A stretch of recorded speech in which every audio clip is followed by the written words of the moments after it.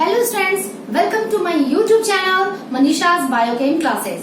आज हम लोग पढ़ने जा रहे हैं excretion which is a part of life process biology class 10 CBSE board. Excretion में सीबीएसई बोर्ड में 10th क्लास में हम लोगों को डिटेल में पढ़ना है ह्यूमन एक्सक्रीटरी सिस्टम के बारे में। तो पहले ये मैं बता दूं कि व्हाट इज एक्सक्रीशन। हम सभी की बॉडी में, इट मीन्स कि सारे लिविंग की बॉडी में बायोकेमिकल रिएक्शंस होते रहते हैं लाइफ प्रोसेसेस के तहत, और जिसके कारण बहुत सारे टॉक्सिक वेस्ट मटेरियल हम सभी की बॉडी में बनते हैं। अगर ये हमारे बॉडी से एक्सक्रीट आउट ना हो तो क्या होगा? वो टॉक्सिक वेस्ट मटेरियल हमारे बॉडी में एक्यूमुलेट कर जाएंगे, हमारे पूरे मेटाबॉलिज्म को वो डिस्टर्ब कर देंगे और अल्टीमेटली वी मे डाई। और इस प्रकार से excretion is a very very necessary process for all the living things. ये प्लांट्स में भी होते हैं, ये एनिमल्स में भी होते हैं, बट हम लोगों को पढ़ना है डिटेल में एक्सक्रीशन इन ह्यूमन। तो ह्यूमन में एक्सक्रीटरी ऑर्गन जो होते हैं वो 4 पढ़ने हैं आप लोगों को, लेकिन डिटेल में सिर्फ एक ही पढ़ना है। Number 1 excretory organ is our skin. Skin से पसीना निकलता है, sweat. It excrete sweat which contains salt and a little bit amount of urea and so on. It tastes salty, that's why. Now, second one is liver, which excrete bile. Bile contain bile pigments and bile salts. The third excretory organ is our lungs, which excrete carbon dioxide gas. And the fourth and the main excretory organ is kidney, which excrete nitrogenous waste from our body. तो चलिए अब हम लोग थोड़ा सा urinary excretory organ of human के बारे में जानते हैं डिटेल से कि वो कहाँ उसका पोजीशन है, वो कैसे काम करता है। फंक्शन के लिए मैं एक नेक्स्ट वीडियो बनाऊंगी। This is the position and structure of urinary system. Now ये देखिए, ये है एनाटॉमी ऑफ ह्यूमन। ये मैंने शो इसलिए किया है क्योंकि अगर वेंट्रल यानी पेट की तरफ से, आगे की तरफ से अगर डाइसेक्ट किया जाए ह्यूमन की बॉडी को, तो यहाँ पर कोई भी यूरिनरी सिस्टम हमें नहीं दिखता है।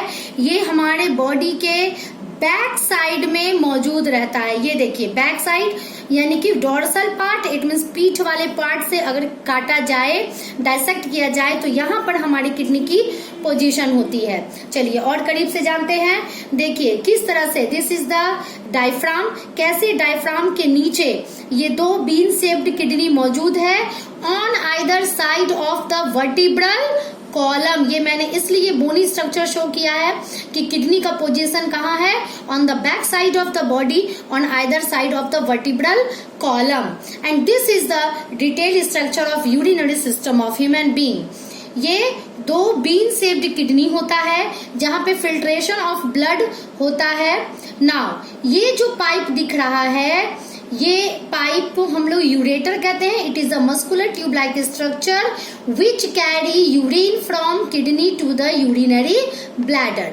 This is the bag like structure which is known as urinary bladder.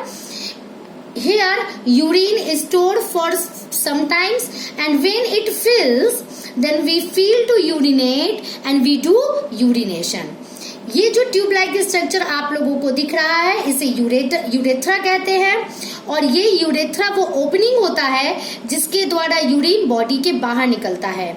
Mail में ये यूरेथ्रा थोड़ा लंबा होता है with respect to in female. Now ये मैंने यहाँ 2 कलर का ब्लड वेसल्स आप लोगों को शो किया है, रेड एंड ब्लू। ये जो रेड ब्लड वेसल्स है this is known as renal artery. ये रीनल आर्टरी बॉडी से waste, nitrogenous waste, it means की जो nitrogenous waste material content blood है which is known as impure blood, वो impure blood को ले जाता है किडनी के अंदर, और फिर किडनी के अंदर फिल्ट्रेशन ऑफ ब्लड होता है, और वो फिर फिल्टर्ड ब्लड यानी प्योर ब्लड जो होता है वो ये ब्लू कलर का रीनल वेन ले आता है किडनी से बाहर और पूरी बॉडी में इसको डिस्ट्रीब्यूट कर दिया जाता है। यहाँ पर जो मैं इम्प्योर ब्लड की बात कर रही हूँ, it is not deoxygenated blood, it is oxygenated blood, but in this part the blood contain nitrogenous waste like urea, uric acid, creatinine and so on. देखिए और करीब से इसके स्ट्रक्चर को देखा जाए, ये हमारा किडनी है बीन शेप्ड, जो एक तरफ से कन्वेक्स होता है और दूसरी तरफ से कनकेव पार्ट होता है। किडनी का जो कनकेव पार्ट होता है उसे हम लोग हीलम कहते हैं, और यही वो एरिया होता है जहां से रीनल वेन बाहर निकलता है, जहां से यूरेटर बाहर निकलता है और जहां रीनल आर्टरी इंटर करता है किडनी के अंदर। ये देखिए, this is renal artery, renal vein and ureter, and this is hilum. Now अगर किडनी को कट कर दिया जाए तो अंदर में जो आउटर सरफेस होता है उसे हम लोग, ये जो ग्रीन कलर का पार्ट है, this is known as cortex, and ये जो इस दूसरे वाले पिक्चर में जो ग्रीन कलर का पार्ट है, this is known as medulla. इन दोनों में नेफ्रॉन का अरेंजमेंट अलग होता है, इसी वजह से इसे क्लासिफाई किया गया है। ये मैंने एक फिगर बताया है आप लोगों को, जिसमें ये नेफ्रॉन क्या होता है, यूनिट ऑफ किडनी, यानी किडनी जिस सेल्स का मिलकर के बनता है उसे नेफ्रॉन कहते हैं। इसका डिटेल स्ट्रक्चर अभी हम लोग थोड़ी देर में पढ़ेंगे। फिलहाल मैं सिर्फ अभी इस डायग्राम के द्वारा ये बताना चाह रही हूँ कि कैसे renal artery, renal when, ureter ये सब आपस में रिलेटेड होते हैं और कैसे नेफ्रॉन से ये सब कनेक्ट होते हैं। देखिए ये जो ब्लैक कलर का पाइप आ रहा है, this is the renal artery, जिसमें इम्प्योर ब्लड फ्लो कर रहा है, और वो अंदर किडनी के अंदर जाने के बाद ये millions and billions time branches में टूट जाता है, जिसे हम लोग एफरेंट आर्टेरियोल्स कहते हैं। और ये एफरेंट आर्टेरियोल्स ये नेफ्रॉन के एक पर्टिकुलर स्ट्रक्चर जिसे वोमेन्स कैप्सूल कहा जाता है, उसके अंदर जाके कुछ नेटवर्क लाइक स्ट्रक्चर बनाता है। यहाँ पे फिल्ट्रेशन होता है, फिर ये यहाँ से निकलता है जिसको हम लोग इफरेंट आर्टेरियोल कहते हैं, और ये पूरा नेफ्रॉन को देखिए कैसे लपेट लेता है, पूरा कॉइलिंग स्ट्रक्चर बना देता है नेफ्रॉन के चारों तरफ। और इस पूरे स्ट्रक्चर में फिल्ट्रेशन ऑफ ब्लड होता है और यूरिन का फॉर्मेशन होता है, और यूरिन के फॉर्मेशन होने के बाद ये जो इफरेंट आर्टेरियल है, ये सारे के सारे जो millions and billions efferent arterioles हैं वो सब मिल करके हमारा फिर से रीनल वेन का ब्रांचेस बना देते हैं, और फिर ये सारे मिलकर के रीनल वेन के द्वारा प्योर यानी क्लीन्ड ब्लड को लेकर के किडनी के बाहर चले जाते हैं।